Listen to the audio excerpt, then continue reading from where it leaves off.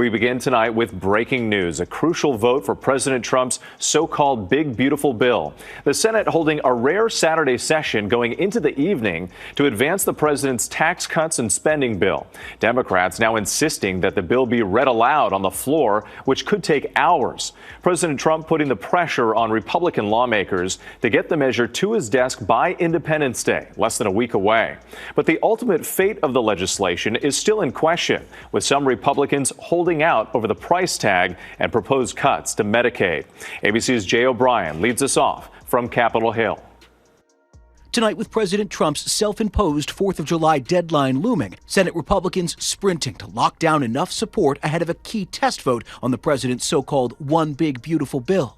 The nearly 1,000-page legislative package extends Trump's 2017 tax cuts, adds new provisions like no taxes on tips and overtime, and makes significant cuts to Medicaid. The nonpartisan Congressional Budget Office estimating it could lead to nearly 11 million people losing their insurance over the next decade. Democrats now planning to force a potentially hours-long reading of the entire GOP megabill on the Senate floor, likely pushing a final vote on the legislation into late Sunday or Monday.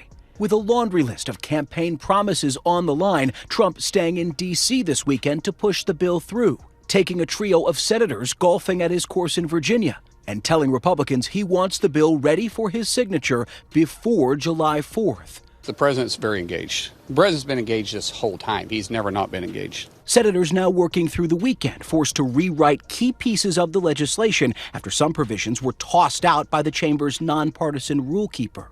Senate Majority Leader John Thune can only afford to lose 3 Republicans, and some in his party balking at the bill's price tag, estimated to increase the national deficit by $2.8 trillion by 2034. President Trump labeling those GOP opponents grandstanders. Are you a grandstander? I would use the word conservative, fiscally conservative. Republicans pretend and profess to be concerned with the debt, but in the end vote for the spending as well. If this bill passes the Senate, it would have to go back to the House, where Speaker Johnson is facing a razor-thin GOP majority and growing opposition tonight to some of these Senate rewrites. Remember, the original version of this bill only passed out of that chamber by just 1 vote. And the clock is ticking. Jay O'Brien, thank you.